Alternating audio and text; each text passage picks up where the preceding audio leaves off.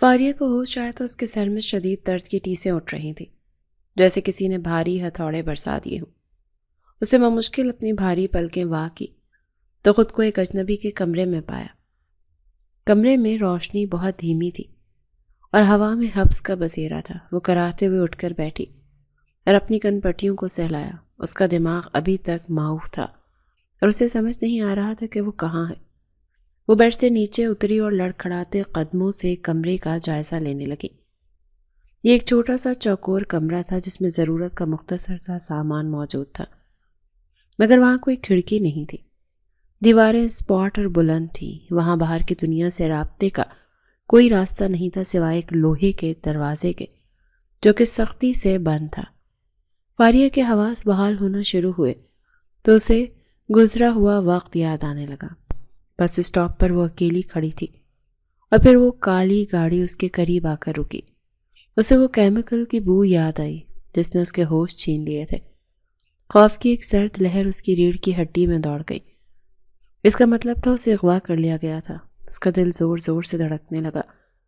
وہ دیوانہ وار دروازے کی طرف لپکی اور اسے پوری قوت سے پیٹنے لگی۔ کوئی ہے باہر؟ دروازہ کھولو۔ مجھے یہاں کیوں قید کیا ہے تم لوگوں نے؟ فاریہ کی آواز میں وحشت اور گھبراہٹ تھی۔ اس نے دروازے کے ہینڈل کو مروڑنے کی کوشش کی مگر وہ باہر سے لاک تھا۔ اس نے دوبارہ دروازے پر مکے برسائے۔ خدا کے لیے کوئی میری بات سنو، مجھے جانے دو۔ مگر اس کی پکار سننے والا وہاں کوئی نہیں تھا۔ باہر گہرا سناٹا تھا اور اندر اس کی اپنی سانسوں کی اکھڑتی ہوئی آوازیں تھیں۔ وہ تھکار کر دروازے کے ساتھ ہی زمین پر بیٹھ گئی اور گھٹنوں میں سر دے کر رونے لگی۔ اسے اپنے لیے بہت بلکہ اپنے بوڑھے باپ کے لیے زیادہ پریشانی کھائی جا رہی تھی جو اب تک اس کی راہ دیکھ رہے ہوں گے۔ وقت رینگتا رہا اور فاریہ اس بند کمرے میں خوف اور وسوسوں کے درمیان گھری رہی۔ اسے اندازہ نہیں تھا کہ دن ہے یا رات، مگر اس کے پیٹ میں اٹھنے والی بھوک کی لہر اور آنکھوں کی جلن بتا رہی تھی کہ کافی وقت گزر چکا ہے۔ وہ بے حد پریشان تھی کہ آخر کس دشمن نے اسے قید کیا ہے اور اس کا مقصد کیا ہے۔ اچانک دروازے کے لاک میں چابی گھومنے کی آواز آئی۔ فاریہ بجلی کی سی تیزی سے کھڑی ہوئی۔ اس کی نظریں دروازے پر جم گئی۔ لوہے کا بھاری دروازہ چرچراتا ہوا کھلا اور ایک ادھیڑ عمر عورت اندر داخل ہوئی۔ اس کے ہاتھ میں کھانے کی ٹرے تھی۔ فاریہ امید اور غصے کی ملی جلی کیفیت میں اس کی طرف بڑھی۔ وہ عورت بالکل سپاٹ چہرے کے ساتھ میز کی طرف بڑھی اور ٹرے وہاں رکھ دی۔ فاریہ نے آگے بڑھ کر اس کا بازو تھام لیا۔ تم کون ہو اور مجھے یہاں کیوں لایا گیا ہے؟ مجھے یہاں کس نے قید کیا ہے؟ بتاؤ مجھے۔ فاریہ کی آواز میں فریاد تھی۔ وہ عورت ایک لمحے کے لیے رکی اور خالی نظروں سے فاریہ کو دیکھا۔ بی بی، مجھے کچھ بھی بتانے کی اجازت نہیں ہے۔ میرا کام بس تم تک کھانا پہنچانا ہے، اس عورت نے مشینی انداز میں جواب دیا اور اپنا بازو چھڑانے کی کوشش کی۔ فاریہ اس کے سامنے ہاتھ جوڑ کر کھڑی ہو گئی۔ دیکھو اماں، میرا یقین کرو، میں نے کسی کا کچھ نہیں بگاڑا۔ میرا باپ گھر میں اکیلا ہے اور وہ دل کا مریض ہے۔ وہ میری راہ دیکھ رہا ہوگا۔ اگر میں گھر نہ پہنچی تو وہ جیتے جی مر جائیں گے۔ خدا کے لیے مجھے یہاں سے نکال دو۔ تم بھی تو ایک عورت ہو، تمہیں تو میرا دکھ سمجھنا چاہیے۔ فاریہ پھوٹ پھوٹ کر رو رہی تھی۔ اس کے آنسو دیکھ کر اس عورت کے چہرے پر ہمدردی کی ہلکی سی لہر آئی، مگر وہ بے بسی سے سر جھکا گئی۔ میں تمہاری کوئی مدد نہیں کر سکتی بی بی۔ میں یہاں صرف ایک ملازم ہوں اور مجھے سخت حکم ہے کہ میں تم سے کوئی بات نہ کروں۔ بہتر ہے کہ تم کھانا کھا لو اور اپنی صحت کا خیال رکھو۔ وہ عورت نظریں چراتی ہوئی تیزی سے دروازے کی طرف مڑی اور باہر نکل گئی۔ فاریہ اس کے پیچھے لپکی مگر اس سے پہلے ہی وہ دروازے تک پہنچتی وہ عورت باہر نکل کر دروازہ لاک کر چکی تھی۔ فاریہ نے ایک بار پھر دروازے کو پیٹا مگر بے سود۔ وہ مایوسی سے واپس پلٹی اور میز پر رکھے کھانے کو دیکھا۔ اسے کھانے سے شدید نفرت محسوس ہو رہی تھی۔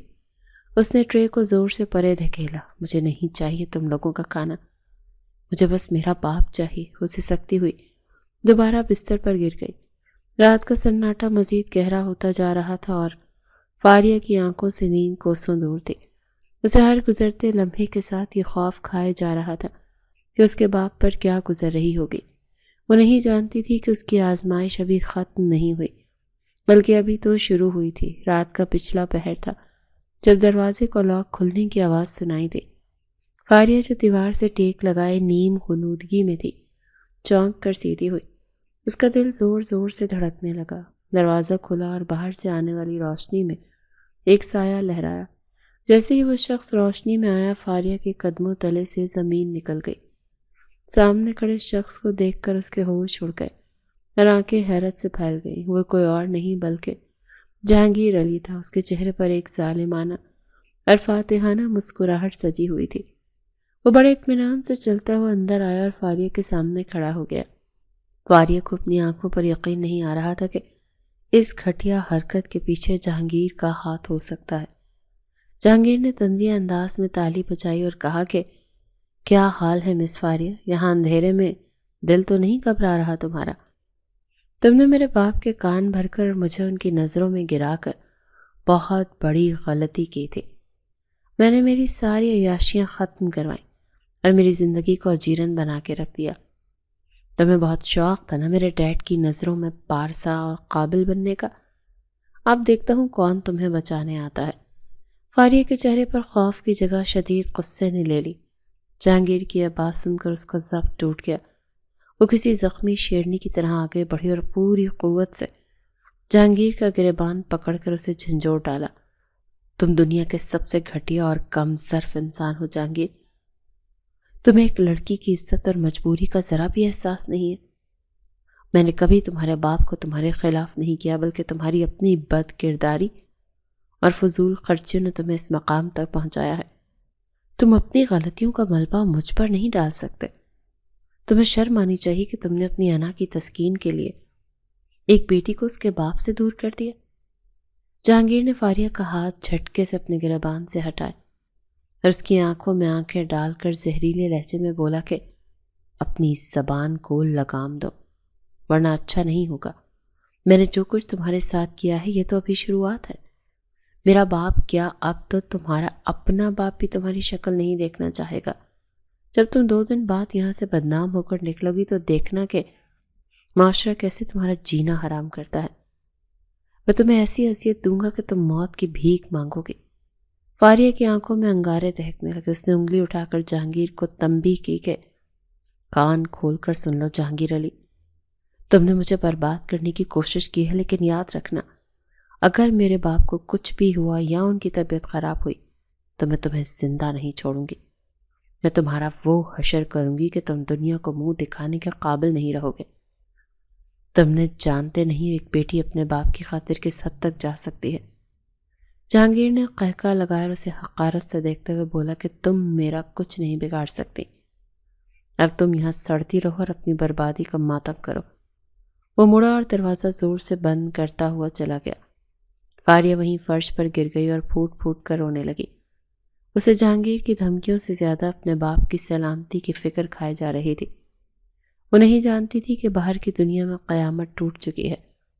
جہانگیر سے لڑ جھگڑ کر اور دھمکیاں دے کر فاریہ جیسے تیسے وہاں سے نکلنے میں تو کامیاب ہو گئی تھی، مگر اس کا دل کسی بڑی انہونی کے خوف سے لرز رہا تھا۔ وہ دیوانہ وار سڑکوں پر بھاگتے ہوئے اپنے محلے کی جانب بڑھ رہی تھی۔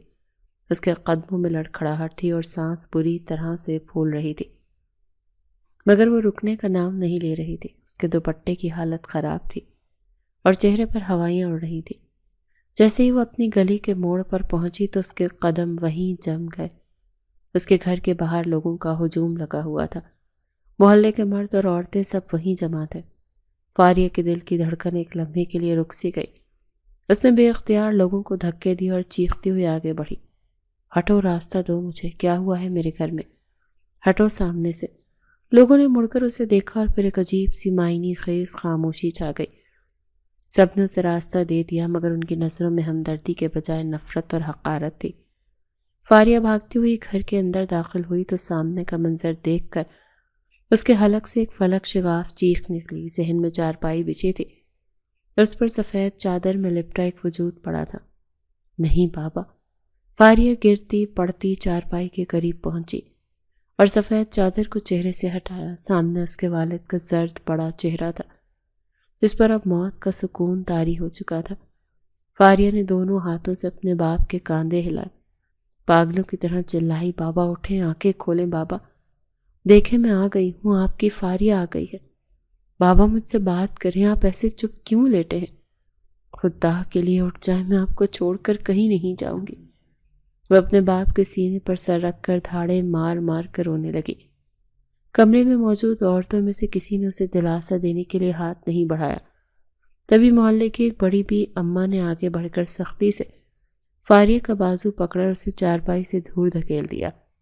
بس کرو یہ ڈرامے، اب مگرمچھ کے آنسو بہانے کا کیا فائدہ؟ تم نے ہی مارا ہے نا اپنے باپ کو، کھا گئی تم اس بیچارے شریف آدمی کو۔ فاریہ نے حیرت اور دکھ سے بھیگی ہوئی آنکھوں سے انہیں دیکھا۔ بی اماں، آپ یہ کیا کہہ رہی ہیں؟ میں تو مصیبت میں تھی، میں تو… خاموش رہو بے حیا لڑکی، محلے کی دوسری عورت نے زہریلے لہجے میں بات کاٹی۔ مصیبت کا نام مت لو، ہم سب جانتے ہیں کہ تم جیسی لڑکیاں 2 راتیں گھر سے غائب رہ کر کون سی مصیبت کاٹتی ہیں۔ شرم نہیں آئی تمہیں جاتے ہوئے؟ ایک بار بھی اس بوڑھے باپ کا چہرہ نہیں دیکھا؟ بیچارہ 2 دن تک دروازے پر بیٹھ کر تمہاری راہ تکتا رہا۔ لوگوں کے سوالوں نے اور تمہاری کرتوتوں کی خبروں نے اسے مار ڈالا۔ اس کا دل پھٹ گیا تمہارے غم میں، اور تم اب یہاں آ کر تماشا کر رہی ہو؟ خدا کی قسم میں غلط نہیں۔ فاریہ نے ہاتھ جوڑ کر روتے ہوئے کہا، مجھے اغوا کر لیا گیا تھا، میں نے کچھ غلط نہیں کیا، میرا یقین کریں، جھوٹ مت بولو۔ ایک نوجوان لڑکے نے طنزی آواز لگائی۔ سب جانتے ہیں کہ تم اپنے اسی بوائے فرینڈ کے ساتھ بھاگی تھی جو اس دن آفس میں آیا تھا۔ تمہارے باپ نے اسی صدمے میں جان دے دی کہ ان کی بیٹی نے ان کی عزت مٹی میں ملا دی۔ فاریہ نے بے بسی سے چاروں طرف دیکھا، ہر چہرے پر اس کے لیے نفرت رقم تھی۔ کوئی اس کی بات سننے کو تیار نہیں تھا۔ نکلو یہاں سے، بی اماں نے غصے سے کہا، یہ شریفوں کا محلہ ہے، یہاں تمہارے جیسی بد کردار لڑکی کے لیے کوئی جگہ نہیں ہے۔ ہمیں اپنی بیٹیوں کو تمہارے سائے سے بھی بچانا ہے۔ نہیں، مجھے مت نکالیں، یہ میرا گھر ہے، میرے بابا کا گھر ہے، میں کہاں جاؤں گی؟ فاریہ نے منت کرتے ہوئے بی اماں کا دامن تھام لیا، مگر انہوں نے جھٹکے سے اپنا دامن چھڑایا۔ تمہارا گھر تب ہوتا جب تم اس گھر کی عزت رکھتی، اب اس گھر پر تالا لگے گا، چلو نکلو باہر۔ عورتوں نے اسے دھکے دے کر صحن سے باہر نکالنا شروع کر دیا۔ فاریہ مزاحمت کرتی رہی، روتی رہی اور اپنے باپ کی میت کی طرف ہاتھ بڑھاتی رہی، مگر ان پتھر دل لوگوں نے اسے گھسیٹ کر دروازے سے باہر گلی میں پھینک دیا۔ فاریہ منہ کے بل سخت سڑک پر گری اور اس کے پیچھے گھر کا آہنی دروازہ زوردار دھماکے سے بند کر دیا گیا اور اس پر تالا لگا دیا گیا۔ فاریہ نے اٹھ کر دیوانہ وار دروازہ پیٹا۔ دروازہ کھولو، مجھے میرے بابا کا آخری دیدار تو کرنے دو۔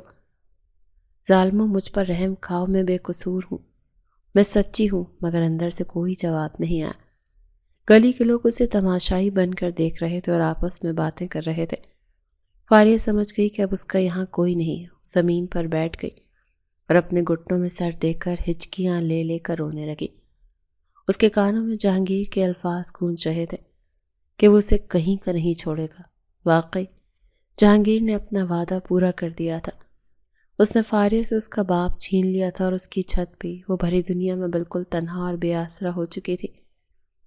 فاریہ گلیوں میں بھٹکتی، روتی بسورتی جب اپنی اکلوتی دوست صبا کے گھر پہنچی تو اس کی حالت پاگلوں جیسی ہو چکی تھی۔ اس نے لرزتے ہاتھوں سے دروازہ کھٹکھٹایا۔ کچھ دیر بعد دروازہ کھلا اور صبا سامنے آئی۔ فاریہ کو اس حالت میں دیکھ کر صبا کے منہ سے بے اختیار چیخ نکل گئی، فاریہ، یہ کیا حالت بنا رکھی ہے تم نے؟ اور تم تو غائب تھی 2 دن سے، کہاں تھیں تم؟ صبا نے گھبرا کر اسے فوراً اندر کھینچا اور دروازہ بند کر دیا۔ فاریہ صبا کے گلے لگ کر دھاڑے مار مار کر رونے لگی۔ فرح، میں برباد ہو گئی، میرا سب کچھ لٹ گیا، ظالموں نے میرے بابا کو مجھ سے چھین لیا، مجھے گھر سے نکال دیا اور اب میرا اس دنیا میں کوئی ٹھکانہ نہیں ہے۔ صبا نے بمشکل سے چپ کروایا اور پانی پلایا۔ فاریہ نے سسکیاں لیتے ہوئے اسے جہانگیر کی درندگی اور اپنے باپ کے انتقال کی ساری داستان سنائی۔ صبا یہ سب سن کر سکتے میں رہ گئی۔ اسے یقین نہیں آ رہا تھا کہ جہانگیر علی اتنا بھی گر سکتا ہے۔ یہ تو بہت ظلم ہوا ہے فاریہ۔ صبا نے اس کا ہاتھ تھام کر کہا، تم ہمت مت ہارو، میری مانو تو تم ابھی علی صاحب کے پاس جاؤ، وہ ایک نیک اور اصول پسند انسان ہے، انہیں جا کر سچ بتاؤ کہ ان کے بیٹے نے تمہارے ساتھ کیا کیا ہے۔ مجھے یقین ہے کہ جب انہیں حقیقت پتہ چلے گی تو وہ اپنے بیٹے کو نہیں چھوڑیں گے اور تمہیں تمہارا حق دلائیں گے۔ فاریہ نے مایوسی سے سر ہلایا۔ وہ امیر لوگ ہیں صبا، وہ میری بات کیوں مانیں گے؟ نہیں فاریہ، علی صاحب جہانگیر جیسے نہیں ہیں، وہ تمہاری مدد ضرور کریں گے، تمہیں ایک بار کوشش کرنی چاہیے۔ صبا کے اصرار پر فاریہ کے دل میں ایک مہم سی امید جاگی۔ اگلی صبح فاریہ ہمت جمع کر کے علی گروپ آف انڈسٹریز کے دفتر پہنچی۔ اس کے قدم منو بھاری تھے۔ وہ سیدھی استقبالیہ کو نظر انداز کرتی ہوئی علی صاحب کے کیبن کی طرف بڑھی۔ جیسے ہی اس نے دروازہ کھولا، سامنے علی صاحب فائل میں سر جھکائے بیٹھے تھے۔ سر، میں فاریہ، مجھے آپ سے بات کرنی ہے۔ فاریہ کی آواز کانپ رہی تھی۔ علی صاحب نے سر اٹھا کر دیکھا۔ فاریہ کو دیکھتے ہی ان کے چہرے کا رنگ بدل گیا۔ نرمی کی جگہ شدید نفرت اور غصے نے لے لی۔ انہوں نے فائل میز پر پٹخ دی۔ تمہاری ہمت کیسے ہوئی میرے آفس میں قدم رکھنے کی؟ تمہاری ہمت کیسے ہوئی میرے آفس میں قدم رکھنے کی؟ علی صاحب اپنی جگہ سے کھڑے ہو گئے۔ نکلو یہاں سے۔ سر، خدا کے لیے میری بات سنیں۔ آپ غلط سمجھ رہے ہیں۔ جہانگیر نے مجھے اغوا کیا تھا۔ وہ 2 دن میں اس کی قید میں تھی۔ میرے بابا اس کی وجہ سے مر گئے سر۔ فاریہ نے روتے ہوئے ہاتھ جوڑ دیے۔ بس کرو اپنی یہ بکواس اور جھوٹی کہانیاں۔ علی صاحب غصے سے دھاڑے۔ جہانگیر نے مجھے سب بتا دیا ہے اور ثبوت بھی دکھا دیے ہیں۔ تم جیسی بد کردار لڑکیاں اپنے گناہوں پر پردہ ڈالنے کے لیے یہی ڈرامے کرتی ہیں۔ مجھے پتا ہے کہ تم اپنے آشنا کے ساتھ 2 دن عیاشی کرتی رہی ہو اور اب سارا الزام میرے معصوم بیٹے پر لگا رہی ہو۔ نہیں سر، یہ جھوٹ ہے۔ جہانگیر جھوٹ بول رہا ہے، فاریہ چیخ اٹھی۔ خاموش۔ علی صاحب نے میز پر مکہ مارا۔ مزید ایک لفظ مت بولنا۔ جس لڑکی نے اپنے بوڑھے باپ کی عزت کا جنازہ نکال دیا، اسی صدمے سے مار ڈالا، وہ کسی کی کیا سگی ہوگی؟ مجھے جہانگیر نے تمہاری وہ تصاویر دکھائی ہیں جو تم نے اپنے بوائے فرینڈ کے ساتھ بنائی تھی۔ تم جیسی لڑکیاں میرے آفس کے ماحول کو گندا کر رہی ہیں۔ شکر ہے کہ تمہاری اصلیت میرے سامنے آ گئی۔ سر، میں خدا کی قسم کھاتی ہوں، میں پاک دامن ہوں، آپ تحقیق کروا لیں۔ فاریہ نے آخری کوشش کی۔ مجھے کسی تحقیق کی ضرورت نہیں ہے۔ تمہارا کردار تمہارے محلے والوں نے بھی بتا دیا ہے۔ اب اگر تم نے یہاں دوبارہ آنے کی کوشش کی تو میں پولیس کو بلا کر تمہیں دھکے دے کر نکلوا دوں گا۔ جاؤ یہاں سے اور اپنی منحوس شکل مجھے دوبارہ مت دکھانا۔ علی صاحب نے نفرت سے منہ پھیر لیا۔ فاریہ پتھرائی ہوئی آنکھوں سے انہیں دیکھتی رہ گئی۔ اسے یقین ہو گیا کہ جہانگیر نے کس مہارت سے اس کے خلاف جال بنا تھا۔ اس کے پاس اپنی صفائی میں کہنے کے لیے کچھ نہیں بچا تھا۔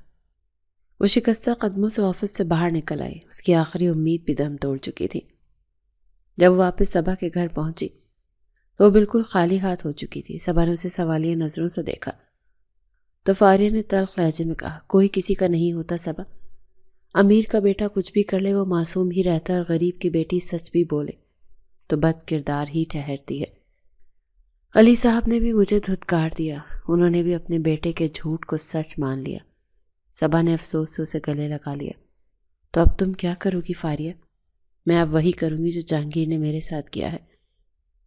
اس نے مجھے دنیا میں کہیں کا نہیں چھوڑا، مجھے بدنام کیا، میرا باپ چھینا۔ اب میں بھی اس کے ساتھ ایسا ہی کچھ کروں گی کہ وہ بھی ساری زندگی یاد رکھے۔ فاریہ کی آنکھوں میں آنسو نہیں بلکہ انتقام کی آگ جل رہی تھی۔ صبا نے کچھ سوچتے ہوئے کہا کہ اگر ایسا ہے تو میرے پاس ایک پلان ہے۔ جہانگیر کو اسی کی زبان میں جواب دینا ہوگا۔ ہمیں اسے ڈرانا ہوگا کہ ہمارے پاس اس کے کچھ ایسے راز ہیں جو اگر باہر آ گئے تو وہ برباد ہو جائے گا۔ کون سے راز؟ فاریہ نے چونک کر پوچھا۔ وہی راز جو ہم خود بنائیں گے، صبا نے معنی خیز لہجے میں کہا۔ ہمیں ایک جال بچھانا ہوگا فاریہ۔ تمہیں اسے فون کر کے بلیک میل کرنا ہوگا، اسے کہنا ہوگا کہ تمہارے پاس اس کی کچھ ایسی تصویریں اور ویڈیوز ہیں جو اس کے باپ تک پہنچ گئیں تو وہ جائیداد سے بے دخل ہو جائے گا۔ وہ ڈر جائے گا کیونکہ چور کی داڑھی میں تنکا ہوتا ہے، اور جب وہ ملنے کے لیے آئے گا تو ہم وہاں ایسا تماشا کریں گے کہ دنیا دیکھے گی۔ فاریہ نے گہرا سانس لیا اور اس بات میں سر ہلایا۔ ٹھیک ہے، اب یہی ہوگا۔ جہانگیر علی کو اب حساب دینا ہی پڑے گا۔ جہانگیر اپنے کمرے میں بستر پر لیٹا چھت کو گھور رہا تھا کہ اس کے موبائل کی گھنٹی بجی۔ اس نے اسکرین پر ایک انجان نمبر دیکھ کر لاپرواہی سے فون کان سے لگایا۔ کون ہے؟ جہانگیر نے حسب معمول اکھڑے ہوئے لہجے میں پوچھا۔ دوسری طرف سے فاریہ کی سرد اور سپاٹ آواز آئی۔ جہانگیر علی، تم شاید مجھے بھول گئے ہو لیکن میں تمہیں نہیں بھولی۔ تم نے سمجھا تھا کہ تم جیت گئے ہو لیکن کھیل تو اب شروع ہوا ہے۔ جہانگیر نے حقارت سے قہقہ لگایا۔ اوہ، تو تم ہو مس فاریہ؟ ابھی تک تمہارا دماغ ٹھکانے نہیں آیا؟ کیا بھیک مانگنے کے لیے فون کیا ہے؟ بھیک مانگنے نہیں، تمہیں تمہاری اوقات یاد دلانے فون کیا ہے، فاریہ نے مضبوط لہجے میں کہا۔ میرے پاس تمہاری کچھ ایسی ویڈیوز اور تصاویر ہیں جو اگر تمہارے ڈیڈ نے دیکھ لی تو وہ تمہیں 1 سیکنڈ میں اپنی جائیداد سے آگ کر دیں گے، تمہیں گھر سے دھکے دے کر نکال دیں گے اور تم سڑکوں پر بھیک مانگو گے۔ جہانگیر کا قہقہا حلق میں ہی پھنس گیا۔ وہ ایک دم اٹھ کر بیٹھ گیا۔ کیا بکواس کر رہی ہو؟ کیسی ویڈیوز؟ وہی جو تم اپنے دوستوں کے ساتھ گل چھڑے اڑاتے بناتے ہو، اور کچھ ایسی باتیں جو تم نشے کی حالت میں کی تھی۔ اگر یقین نہیں آتا تو میں ابھی واٹس ایپ کر دیتی ہوں تمہارے ڈیڈ کو، فاریہ نے دھمکی دی۔ نہیں رکو۔ جہانگیر کے ماتھے پر پسینہ آ گیا۔ اسے اپنی کئی سیاہ کرتوتیں یاد تھیں اور اسے ڈر تھا کہ کہیں واقعی فاریہ کے ہاتھ کچھ لگ تو نہیں گیا۔ دیکھو، ہم مل کر بات کر سکتے ہیں، تم چاہتی کیا ہو؟ مجھے سٹی ہوٹل کے کمرہ نمبر 102 میں ابھی ملو۔ اگر تم آدھے گھنٹے میں نہ پہنچے تو یہ سب کچھ تمہارے ڈیڈ کے موبائل پر ہوگا۔ فاریہ نے فون بند کر دیا۔ جہانگیر بوکھلا گیا۔ اسے اپنی عیاشی اور جائیداد چھن جانے کا خوف کھائے جا رہا تھا۔ وہ فوراً تیار ہوا اور گاڑی بھگاتا ہوا ہوٹل پہنچ گیا۔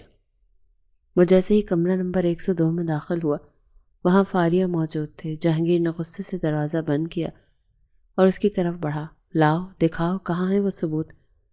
تم جھوٹ بول رہی ہو صرف مجھے بلیک میل کرنے کے لیے۔ نکالو وہ تصاویر۔ جہانگیر نے اس پر دباؤ ڈالا۔ فاریہ اسے دیکھ کر عجیب انداز میں مسکرائی۔ اس کی آنکھوں میں ایک جنونی کیفیت تھی۔ ثبوت تو تمہیں مل جائیں گے جہانگیر، لیکن پہلے ذرا وہ منظر تو بن جائے جس کے لیے تمہیں یہاں بلایا ہے۔ اس سے پہلے کہ جہانگیر کچھ سمجھ پاتا، فاریہ نے اپنے دونوں ہاتھوں سے اپنے بال بکھیرے اور اس نے جھٹکے سے اپنی قمیض کا دامن پھاڑ دیا اور زور زور سے چیخنا شروع کر دیا۔ بچاؤ، کوئی میری مدد کرو، یہ درندہ میری عزت لوٹ رہا ہے، خدا کے لیے مجھے بچاؤ۔ جہانگیر کے ہوش اڑ گئے۔ یہ تم کیا کر رہی ہو؟ پاگل تو نہیں ہو گئی؟ چپ کرو۔ جہانگیر گھبرا کر اسے چپ کروانے کے لیے آگے بڑھا۔ جیسے ہی جہانگیر اس کے قریب پہنچا، فاریہ نے زور سے گلدان اٹھا کر زمین پر دے مارا اور چلائی، دور رہو مجھ سے، مجھے ہاتھ مت لگاؤ۔ اسی لمحے دروازہ زور سے کھلا اور صبا میڈیا کے چند نمائندوں اور ہوٹل کے عملے کے ساتھ اندر داخل ہوئی۔ اس کے پیچھے 2 پولیس کانسٹیبل بھی تھے۔ کیمروں کے فلش لائٹس اور جہانگیر کے چہرے پر پڑی تو وہ آنکھیں جھپکنے لگا۔ پکڑ لو اس درندے کو، فاریہ نے روتے ہوئے جہانگیر کی طرف اشارہ کیا۔ اس نے مجھے یہاں دھوکے سے بلایا اور میرے ساتھ زبردستی کرنے کی کوشش کی۔ دیکھو، اس نے میرے کپڑے پھاڑ دیے۔ یہ جھوٹ بول رہی ہے، میں نے کچھ نہیں کیا، یہ سب ڈرامہ ہے۔ جہانگیر نے صفائی دینے کی کوشش کی، لیکن پولیس نے آگے بڑھ کر اسے ہتھکڑی لگا دی۔ انسپکٹر نے جہانگیر کو تھپڑ رسید کیا اور کہا، تھانے چلو، وہاں سب سچ اگل دو گے۔ صبا نے فوراً علی صاحب کو فون کر کے موقع پر بلا لیا۔ کچھ ہی دیر میں علی صاحب وہاں پہنچ گئے۔ وہ اپنے بیٹے کو ہتھکڑیوں میں اور فاریہ کو اس خستہ حالت میں دیکھ کر شرم سے زمین میں گڑ گئے۔ ڈیڈ، یہ جھوٹ بول رہی ہے، اس نے مجھے پھنسایا، جہانگیر چیخا۔ بس کرو، علی صاحب نے غصے سے جہانگیر کو ڈانٹا۔ مجھے سب نظر آ رہا ہے، تم نے پہلے بھی اس لڑکی کی زندگی برباد کی اور اب پھر اپنی ہوس پوری کرنے کے لیے یہاں آ گئے۔ میڈیا والے باہر کھڑے اور پورے شہر میں ہماری بدنامی ہو رہی ہے۔ سر میں اس لڑکی کے خلاف FIR کاٹوں گا اور یہ لمبا اندر جائے گا۔ انسپکٹر نے سخت لہجے میں کہا۔ نہیں انسپکٹر صاحب، میرے خاندان کی عزت کا سوال۔ علی صاحب نے انسپکٹر کی منت کی۔ پھر انہوں نے فاریہ کی طرف دیکھا جو صبا کے گلے لگے رو رہی تھی۔ بیٹا، میں شرمندہ ہوں، میرا بیٹا گنہگار ہے، لیکن پولیس کیس سے میری رہی صحیح عزت بھی خاک میں مل جائے گی۔ میں اس گناہ کا ازالہ کرنا چاہتا ہوں۔ کیسا ازالہ ڈیڈ؟ جہانگیر نے حیرت سے پوچھا۔ تمہارا نکاح ابھی اور اسی وقت فاریہ سے ہوگا۔ علی صاحب نے حتمی فیصلہ سنایا۔ یہی ایک راستہ ہے اس معاملے کو دبانے کا اور فاریہ کو اس کا کھویا ہوا مقام دینے کا۔ کیا؟ ہرگز نہیں، میں اس 2 ٹکے کی لڑکی سے شادی نہیں کروں گا، جہانگیر چلایا۔ اگر تم نے نکاح نہیں کیا تو میں تمہیں اپنی جائیداد سے ایک دھیلا نہیں دوں گا اور پولیس کو کہوں گا کہ جو مرضی اس کے ساتھ کریں، فیصلہ تمہارا ہے۔ علی صاحب کا لہجہ اٹل تھا۔ جہانگیر کے پاس کوئی راستہ نہیں بچا تھا۔ اسے اپنی آزادی اور پیسہ بچانے کے لیے کڑوا گھونٹ بھرنا پڑا۔ وہیں ہوٹل کے کمرے میں مولوی صاحب کو بلایا گیا اور جہانگیر کا نکاح فاریہ سے پڑھا دیا گیا۔ فاریہ خاموش بیٹھی تھی، لیکن اس کی آنکھوں میں انتقام کی تکمیل چمک رہی تھی۔ جہانگیر غصے سے کھول رہا تھا، مگر وہ بے بس ہو چکا تھا۔ وہ نہیں جانتا تھا کہ جس لڑکی کو وہ برباد کرنے چلا تھا، اب وہ قانونی طور پر اس کے سر پر سوار ہو چکی ہے۔ نکاح کے بعد جب جہانگیر فاریہ کو لے کر گھر پہنچا تو اس کا خون کھول رہا تھا۔ راستے بھر وہ خاموش رہا، لیکن اس کے اندر غصے کا لاوا پک رہا تھا۔ وہ سیدھا اپنے کمرے کی طرف گیا اور دروازہ زوردار دھماکے سے کھولا۔ فاریہ اس کے پیچھے پیچھے سکون سے چلتی ہوئی اندر داخل ہوئی۔ اس نے اپنا دوپٹہ سنبھالا اور صوفے پر بیٹھ گئی۔ جہانگیر نے مڑ کر اسے دیکھا، اس کی آنکھوں میں وحشت ناچ رہی تھی۔ وہ تیزی سے فاریہ کی طرف بڑھا اور انگلی اٹھا کر اسے تنبیہ کی، تم کیا سمجھتی ہو؟ تم نے جو مجھ سے شادی کر کے کوئی میدان مار لیا؟ یہ سب تمہارا کیا دھرا ہے، تم نے مجھے پھنسایا ہے فاریہ۔ میں تمہیں زندہ نہیں چھوڑوں گا، تم بہت ہی گھٹیا اور چالاک عورت نکلی ہو۔ فاریہ نے بڑے اطمینان سے اس کی طرف دیکھا۔ اس کے چہرے پر خوف کا نام و نشان نہیں تھا۔ اس نے اٹھ کر جہانگیر کی آنکھوں میں آنکھیں ڈالیں۔ میں گھٹیا نہیں ہوں جہانگیر، میں نے تو صرف اپنا قرض چکایا ہے۔ تم بھول گئے کہ تم نے میرے ساتھ کیا کیا تھا؟ تم نے مجھے پورے محلے میں بدنام کیا تھا۔ میری وجہ سے میرے باپ کا انتقال ہو گیا، تمہاری وجہ سے میں بے آسرا ہو گئی۔ لوگوں نے مجھے پتھر مارے، مجھے گھر سے نکالا، میں سڑکوں پر رولی۔ یہ سب کس نے کیا؟ تم نے۔ تو پھر اب کیوں چیخ رہے ہو؟ اب تو میں تمہاری بیوی بن گئی ہوں، تمہاری عزت بن گئی ہوں۔ جہانگیر نے غصے سے دہان پیسے، بکواس بند کرو اپنی۔ میں تمہیں بیوی تو کیا اپنی جوتی کی نوک بھی نہیں سمجھتا۔ میرے نزدیک تمہاری کوئی اوقات نہیں۔ اوقات تو اب وقت ہی بتائے گا جہانگیر، فاریہ نے سرد لہجے میں کہا۔ تم نے مجھے جس ذلت کے گڑھے میں گرایا تھا، میں وہیں سے اٹھ کر تمہارا گریبان پکڑا ہے۔ اب تمہیں میرے ساتھ ہی رہنا پڑے گا، چاہے تم چاہو یا نہ چاہو۔ جہانگیر کا ضبط جواب دے گیا۔ اس نے ہاتھ اٹھا کے فاریہ کے منہ پر تماچے مارے، مگر فاریہ نے اس کا ہاتھ ہوا میں ہی روک لیا۔ خبردار جو مجھے ہاتھ لگایا، میں وہ پرانی والی فاریہ نہیں ہوں جو تمہارے ظلم سہ لوں گی۔ اب میں تمہارے باپ کی بہو اور اس گھر کی مالکن ہوں۔ اگر تم نے مجھ پر ہاتھ اٹھایا تو انجام بہت برا ہوگا۔ جہانگیر نے جھٹکے سے اپنا ہاتھ چھڑایا۔ نکلو میرے کمرے سے، مجھے تمہاری منحوس شکل نہیں دیکھنی۔ تم یہاں صوفے پر نہیں سوگی بلکہ زمین پر سوگی۔ فاریہ نے ایک طنزیہ مسکراہٹ کے ساتھ اسے دیکھا اور بڑے آرام سے چلتی ہوئی بیڈ کی طرف گئی۔ وہ بیڈ پر لیٹ گئی اور کمبل اوڑھ لیا۔ میں زمین پر کیوں سوؤں گی؟ یہ میرا کمرہ ہے اور میرا بیڈ ہے۔ تم چاہو تو زمین پر سو سکتے ہو یا پھر باہر جا کر لان میں سو جاؤ، مجھے کوئی اعتراض نہیں۔ جہانگیر کو اپنی آنکھوں پر یقین نہیں آیا۔ اس 2 ٹکے کی لڑکی کی اتنی ہمت کہ وہ اس کے بیڈ پر قبضہ کر لے۔ وہ غصے سے پاگل ہو گیا۔ وہ لپک کر بیڈ کے قریب پہنچا اور فاریہ کا بازو پکڑ کر اسے گھسیٹنے کی کوشش کی۔ اٹھو یہاں سے، میں نے کہا نیچے اترو۔ فاریہ نے فوراً چیخنا شروع کر دیا، بچاؤ مجھے، مت مارو مجھے، خدا کے لیے چھوڑ دو، میرا بازو ٹوٹ جائے گا، ڈیڈ بچائیں، یہ مجھے جان سے مار دے گا۔ فاریہ کی چیخیں اتنی بلند تھی کہ پورا گھر گونج اٹھا۔ جہانگیر گھبرا گیا، اس نے فوراً فاریہ کا بازو چھوڑ دیا۔ تم پاگل ہو گئی ہو کیا؟ کیوں شور مچا رہی ہو؟ میں نے تو تمہیں مارا بھی نہیں۔ اسی لمحے کمرے کے دروازے پر زوردار دستک ہوئی اور ساتھ ہی دروازہ کھل گیا۔ علی صاحب گھبرائے ہوئے اندر داخل ہوئے۔ ان کے پیچھے 2 ملازم بھی تھے۔ انہوں نے دیکھا کہ فاریہ بیڈ پر بیٹھی رو رہی اور جہانگیر اس کے سر پر غصے میں کھڑا ہے۔ کیا ہو رہا ہے یہاں؟ علی صاحب کی گرجدار آواز گونجی۔ فاریہ روتے ہوئے بیڈ سے اتری اور بھاگ کر علی صاحب کے پاس چلی گئی۔ ڈیڈ دیکھیں نا، یہ مجھے مار رہے ہیں، یہ کہہ رہے ہیں کہ وہ مجھے جان سے مار دیں گے اور زمین پر سلا رہے ہیں، میرا بازو مروڑ دیا انہوں نے۔ علی صاحب کا چہرہ غصے سے سرخ ہو گیا۔ وہ تیز قدموں سے جہانگیر کے پاس پہنچے اور ایک زوردار تھپڑ اس کے منہ پر دے مارا۔ چٹاخ کی آواز نے کمرے میں سناٹا طاری کر دیا۔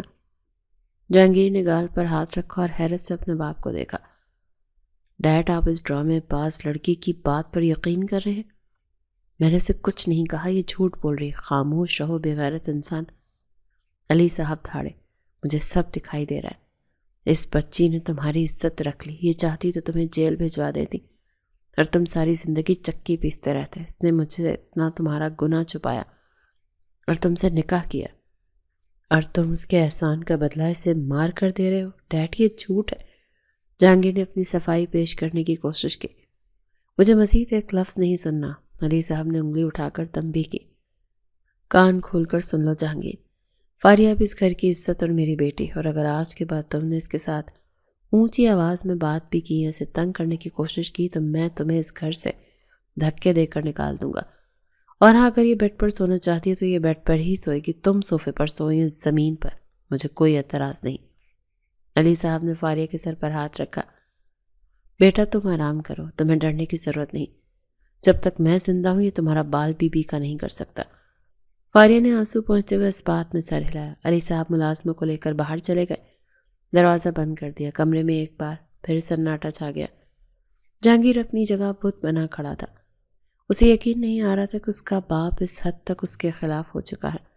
اس نے مڑ کر فاریہ کو دیکھا۔ فاریہ بیڈ پر سکون سے ٹیک لگائے بیٹھی تھی اور اس کے لبوں پر ایک فاتحانہ مسکراہٹ تھی۔ اس نے جہانگیر کو ہاتھ کے اشارے سے صوفے کی طرف جانے کا کہا۔ سنا نہیں تم نے ڈیڈ نے کیا کہا؟ جاؤ جا کر سو جاؤ ورنہ میں دوبارہ چیخوں گی۔ جہانگیر نے خون خار نظروں سے اسے دیکھا۔ اس کی مٹھیاں بھیج گئیں لیکن وہ کچھ کر نہیں سکتا تھا۔ وہ جان چکا تھا کہ اب بازی اس کے ہاتھ سے نکل چکی۔ اگر اس نے کچھ بھی کیا تو فاریہ اس کے باپ کو شکایت لگا دے گی اور وہ سڑک پر آ جائے گا۔ وہ دانت پیستا ہوا الماری سے تکیہ نکال کر صوفے کی طرف گیا اور اس پر گر گیا۔ جہانگیر کی رات انتہائی تکلیف اور بے سکونی میں گزری۔ وہ مخمل کے نرم گداز بستر پر سونے کا عادی تھا اور ڈرائنگ روم کا یہ تنگ صوفہ اس کا شاہانہ مزاج پر گراں گزر رہا تھا۔ ساری رات وہ کروٹیں بدلتا رہا اور مچھروں سے لڑتا رہا۔ اس کی گردن میں اکڑن ہو گئی اور کمر دک رہی تھی۔ اب اس کی آنکھ لگے بمشکل 2 گھنٹے ہی ہوئے تھے کہ اسے اپنے سر پر کسی کے قدموں کی چاپ سنائی دی۔ اس نے جھنجھلا کر آنکھیں کھولیں تو سامنے فاریہ بالکل تیار کھڑی تھی۔ اس نے فریش کپڑے پہن رکھے تھے اور ہاتھوں میں گھڑی باندھ رہی تھی۔ صبح کے 8 بج رہے تھے۔ سورج کی کرنیں کھڑکی سے چھن کر سیدھی جہانگیر کے منہ پر پڑ رہی تھی۔ اٹھو جہانگیر، صبح ہو گئی ہے۔ فاریہ کی اسپاٹ آواز نے جہانگیر کے دماغ کی گھنٹیاں بجا دیں۔ جہانگیر نے چڑھ کر تکیہ اپنے کانوں پر رکھ لیا اور کروٹ بدل لی۔ میرا دماغ مت خراب کرو فاریہ، بکواس بند کرو اور مجھے سونے دو۔ تمہیں پتہ ہے میں دوپہر 12 بجے سے پہلے نہیں اٹھتا۔ جاؤ یہاں سے۔ فاریہ نے آگے بڑھ کر جھٹکے سے تکیہ اس کے منہ سے ہٹا کر دور پھینک دیا تو جہانگیر ہڑ بڑا کر اٹھ بیٹھا۔ اس کی آنکھوں میں نیند اور غصے سے سرخی آئی ہوئی تھی۔ تمہاری ہمت کیسے ہوئی میرا تکیہ پھینکنے کی؟ تم چاہتی کیا ہو مجھ سے؟ کیوں میری زندگی جہنم بنانے پر تلی ہوئی ہو؟ جہانگیر غصے سے چلایا۔ میں تمہاری زندگی جہنم نہیں بنا رہی بلکہ اسے سدھار رہی ہوں۔ فاریہ نے سنجیدگی سے جواب دیا۔ گھڑی دیکھو، 8 بج چکے ہیں۔ 9 بجے آفس کا ٹائم شروع ہوتا ہے تو میں آدھے گھنٹے میں تیار ہو کر ناشتے کی میز پر ہونا چاہیے۔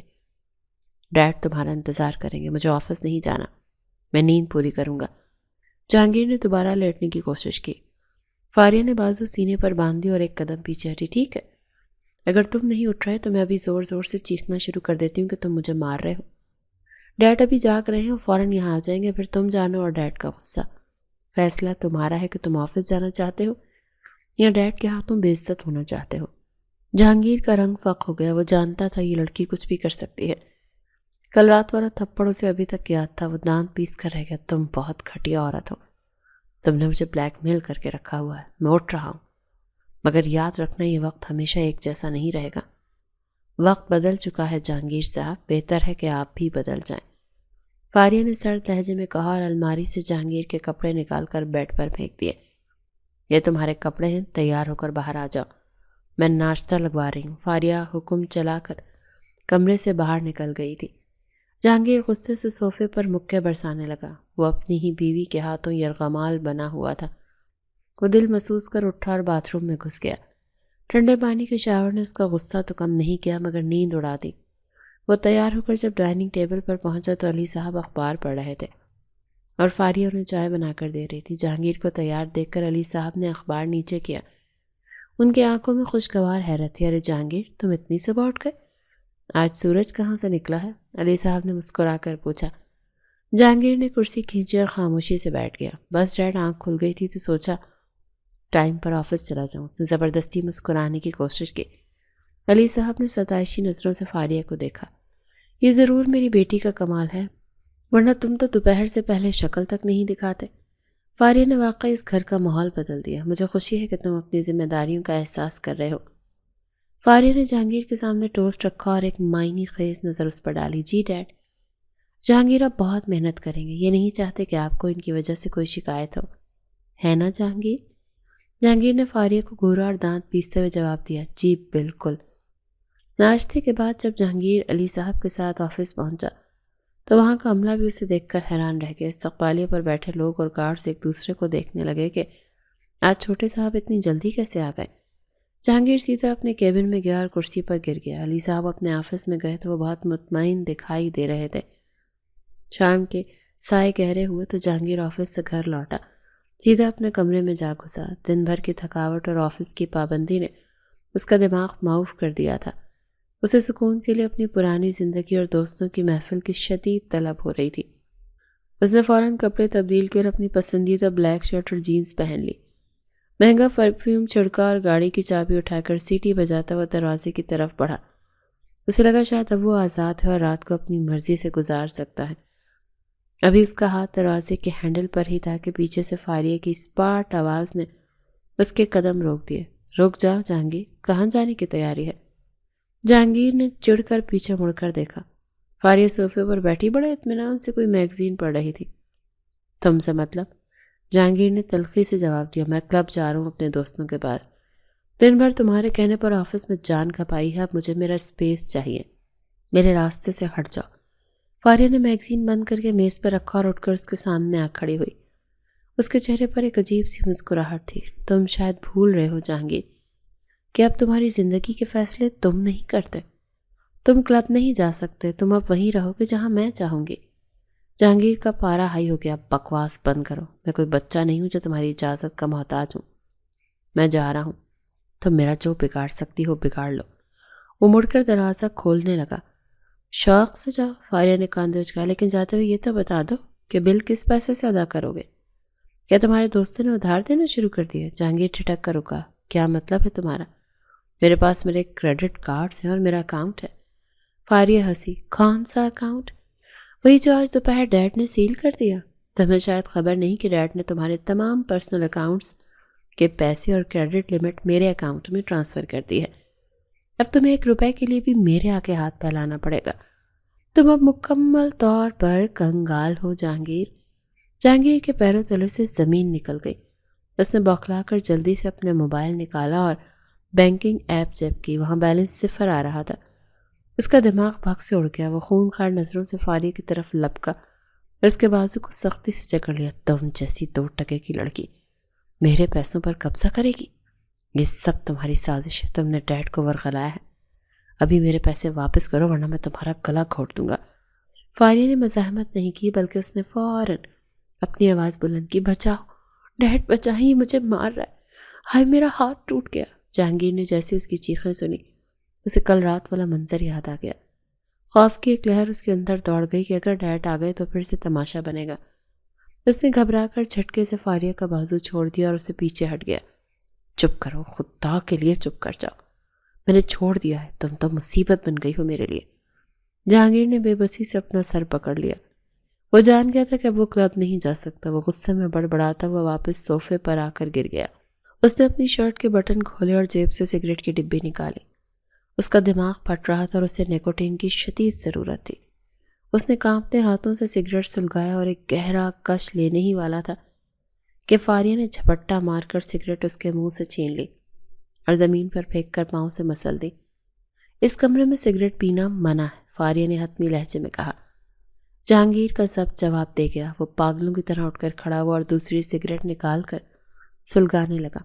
اگر اب تم نے میری سگریٹ کو ہاتھ لگایا فاریہ تو قسم ہے مجھے میں بھول جاؤں گا کہ تم عورت ہو، میں تمہارا ہاتھ جلا دوں گا۔ فاریہ کی آنکھوں میں ایک جنونی چمک ابھری۔ اچھا میرا ہاتھ جلاؤ گے تو پھر یہ لو۔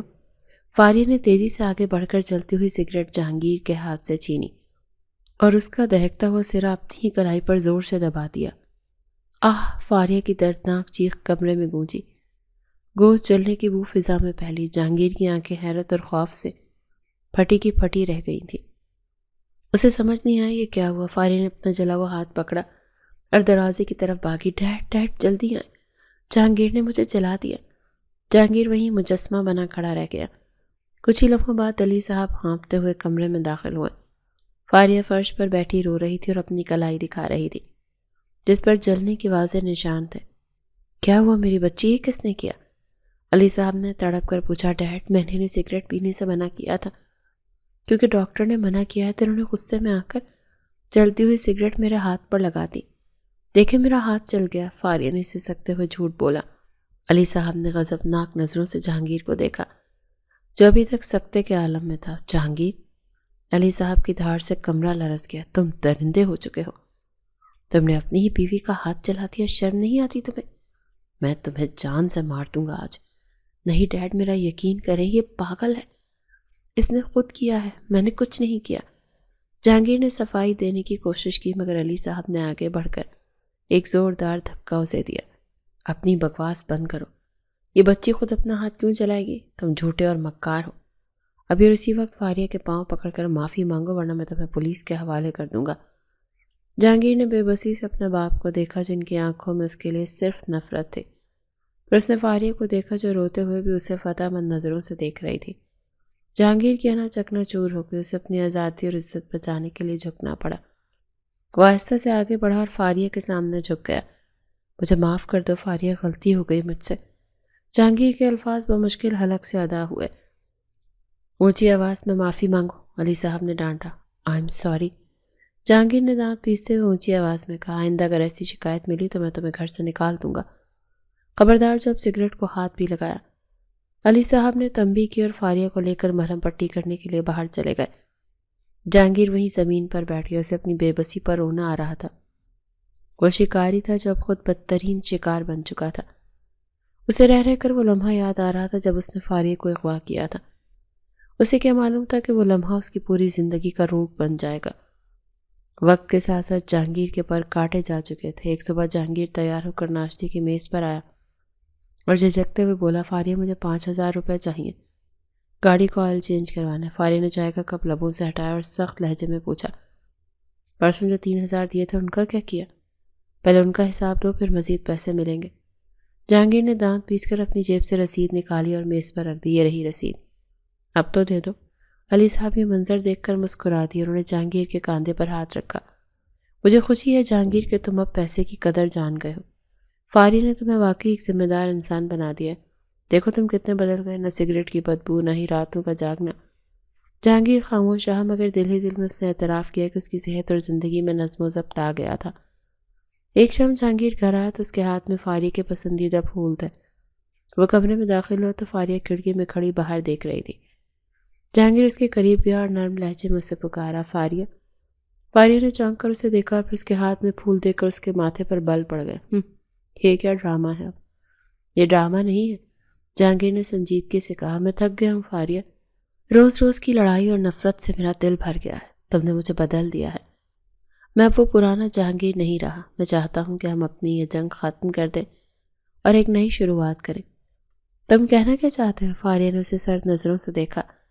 جہانگیر نے ایک قدم آگے بڑھایا۔ مجھے تم سے محبت ہو گئی ہے فاریہ، شاید تمہاری اسی سختی اور اصولوں نے مجھے تمہارا دیوانہ بنا دیا ہے۔ تم نے مجھے جینا سکھایا ہے، میں تمہیں دل سے اپنی بیوی مانتا ہوں۔ پلیز مجھے معاف کر دو اور ہم اس رشتے کو نبھاتے ہیں۔ فاریہ چند میں اسے دیکھتی رہی اور پھر اس کے لبوں سے ایک تلخ مسکراہٹ ابھری۔ محبت؟ تو آخرکار تم مجھ سے محبت کرنے لگے؟ ہاں فاریہ، میں واقعی بدل گیا ہوں۔ جہانگیر کی آنکھوں میں امید کی چمک تھی۔ فاریہ نے اس کے ہاتھ سے پھول لے کر زمین پر پھینک دیے اور انہیں پاؤں سے مسل دیا۔ جہانگیر ہکا بکا رہ گیا۔ تمہیں کیا لگا جہانگیر کہ میں یہاں تمہارے ساتھ گھر بسانے آئی ہوں؟ میں تم جیسے قاتل کے ساتھ زندگی گزاروں گی جس کی وجہ سے میرا باپ اس دنیا سے چلا گیا؟ ہرگز نہیں۔ فاریہ کی آواز میں نفرت کا لاوا ابل رہا تھا۔ لیکن میں شرمندہ ہوں فاریہ، میں معافی مانگ رہا ہوں، جہانگیر نے تڑپ کر کہا۔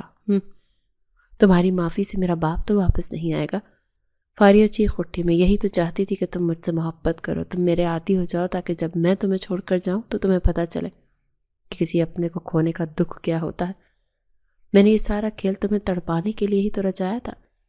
جہانگیر کا دل ڈوبنے لگا۔ نہیں فاریہ، تم ایسا نہیں کر سکتی، میں ایسا ہی کروں گی اور آج میرا مقصد پورا ہو گیا۔ تم مجھ سے محبت کرنے لگے ہو اور اب میں تمہیں ٹھکرا رہی ہوں۔ میں اس گھر اور تمہاری زندگی سے ہمیشہ کے لیے جا رہی ہوں تاکہ تم ساری زندگی اس پچھتاوے میں چلو کہ تمہاری ایک غلطی نے تمہاری محبت چھین لی۔ فاریہ نے الماری کھولی اور اپنا بیگ نکالا۔ جہانگیر اس کے راستے میں دیوار بن کر کھڑا ہو گیا۔ اس نے ہاتھ جوڑ دیے۔ خدا کے لیے ایسا مت کرو، مجھے مت چھوڑو، میں مر جاؤں گا، میں تمہیں بہت خوش رکھوں گا، ہٹو میرے راستے سے۔ فاریہ نے اسے زوردار دھکا دیا۔ مجھے تمہاری خوشیاں نہیں، تمہاری بربادی چاہیے تھی اور وہ میں نے کر دی۔ اب تو مثال ہی شان گھر میں اکیلے رہو اور دیواروں سے باتیں کرو۔ فاریہ نے مڑ کر بھی نہیں دیکھا اور تیز قدموں سے کمرے سے نکل گئی۔ جہانگیر اس کے پیچھے بھاگا۔ وہ سیڑھیوں پر گرتے گرتے بچا۔ وہ اسے روکنا چاہتا تھا مگر فاریہ ہوا کے جھونکے کی طرح اس کی زندگی سے نکل چکی تھی۔ جہانگیر دروازے پر کھڑا رہ گیا۔ اس کی آنکھوں سے آنسو بہنے لگے۔ اسے اپنی غلطی کا احساس اب ہو رہا تھا مگر اب بہت دیر ہو چکی تھی۔ اس نے ایک انا اور ضد کی خاطر اپنی زندگی کی سب سے بڑی خوشی اپنے ہاتھوں سے گنوا دی تھی۔ وہ وہیں گھٹنوں کے بل بیٹھ گیا اور خالی نظروں سے اس راستے کو دیکھنے لگا جہاں سے فاریہ گئی تھی۔ اگلی صبح جب جہانگیر کی آنکھ کھلی تو کمرے میں ہو کا عالم تھا۔ اس کی نظر بے اختیار بیڈ کی دوسری طرف گئی جو خالی پڑا تھا۔ اس کا دل زور سے دھڑکا۔ وہ ہڑبڑا کر اٹھا اور باتھ روم کا دروازہ کھٹکھٹایا مگر اندر سے کوئی جواب نہیں آیا۔ اس نے الماری کھولی تو وہ بھی خالی تھی۔ فاریہ کے کپڑے غائب تھے۔ جہانگیر کے پیروں تلے سے زمین نکل گئی۔ وہ پاگلوں کی طرح کمرے سے باہر بھاگا۔ ملازموں کو آوازیں دینے لگا۔ فاریہ کہاں ہے؟ کسی نے اسے جاتے ہوئے دیکھا؟ جہانگیر کی آواز میں وحشت تھی۔ ملازم نے ڈرتے ہوئے جواب دیا کہ بی بی جی تو صبح سویرے ہی اپنا سامان لے کر چلی گئی تھی۔ جہانگیر سر پکڑ کر وہیں سیڑھیوں پر بیٹھ گیا۔ اسے یقین نہیں آ رہا تھا کہ فاریہ اسے واقعی چھوڑ کر چلی گئی ہے۔ اس نے گاڑی نکالی اور دیوانہ وار شہر کی سڑکوں پر اسے ڈھونڈنے لگا۔ وہ اس کے پرانے گھر گیا، وہاں تالا پڑا تھا۔ وہ صبا کے گھر گیا مگر وہاں سے بھی کچھ پتہ نہ چلا۔ جہانگیر کی حالت غیر ہوتی جا رہی تھی۔ وہ کھانا پینا چھوڑ چکا تھا۔ علی صاحب بھی اپنے بیٹے کی یہ حالت دیکھ کر پریشان تھے مگر وہ کچھ نہیں کر سکتے تھے۔ پورا ایک ہفتہ گزر گیا۔ جہانگیر کی داڑھی بڑھ گئی تھی اور آنکھوں کے گرد ہلکے پڑ گئے تھے۔ اسے کسی نے بتایا کہ فاریہ شہر کے ایک چھوٹے سے پرائیویٹ اسکول میں پڑھاتی ہے۔ جہانگیر فوراً وہاں پہنچ گیا۔ چھٹی کا وقت تھا اور بچے باہر نکل رہے تھے۔ جہانگیر کی نظر گیٹ پر پڑی جہاں فاریہ ایک سادے سے سوٹ میں ملبوس باہر آ رہی تھی۔ اسے دیکھتے ہی جہانگیر گاڑی سے اترا اور بھاگتا ہوا اس کے سامنے جا کر کھڑا ہوا۔ فاریہ! جہانگیر کی آواز بھر آ گئی۔ فاریہ نے اسے دیکھا اور نظر انداز کر کے آگے بڑھنے لگی۔ جہانگیر نے اس کا راستہ روک لیا اور وہیں سڑک پر اس کے سامنے ہاتھ جوڑ دی۔ خدا کے لیے مجھے معاف کر دو فاریہ، میرے ساتھ گھر واپس چلو، میں تمہارے بغیر نہیں رہ سکتا، میری زندگی ختم ہو گئی ہے تمہارے بغیر۔ فاریہ رکی اور سرد لہجے میں بولی، میرا راستہ چھوڑ دو جہانگیر، میں نے کہا تھا نا کہ میں تمہارے ساتھ نہیں رہ سکتی، مجرم کے ساتھ زندگی نہیں گزاری جاتی، میں مانتا ہوں میں مجرم ہوں۔ جہانگیر پھوٹ پھوٹ کر رو پڑا، میری وجہ سے تمہارے والد کی جان گئی، میں ساری زندگی اس بوجھ تلے دبا رہوں گا، لیکن مجھے سدھرنے کا ایک موقع دو، میں وعدہ کرتا ہوں میں اپنی ساری زندگی تمہاری خدمت میں گزار دوں گا، میں تمہارے پاؤں کی خاک بن کر رہوں گا، مگر مجھے تنہا مت چھوڑو، لوگ تماشا دیکھ رہے ہیں، پلیز میری عزت رکھ لو۔ فاریہ نے آس پاس دیکھا جہاں لوگ واقعی رک کر انہیں دیکھ رہے تھے۔ جہانگیر کی آنکھوں میں سچا پچھتاوا اور بے بسی تھی۔ فاریہ کے دل میں ایک لمحے کے لیے نرمی آئی۔ اسے لگا کہ جہانگیر اب واقعی وہ پرانا مغرور شخص نہیں رہا بلکہ ٹوٹ چکا ہے۔ ٹھیک ہے، میں چلوں گی تمہارے ساتھ، فاریہ نے گہری سانس لے کر فیصلہ سنایا، لیکن یاد رکھنا جہانگیر، ٹوٹے ہوئے شیشے جڑ تو جاتے ہیں مگر دراڑیں ہمیشہ رہتی ہیں۔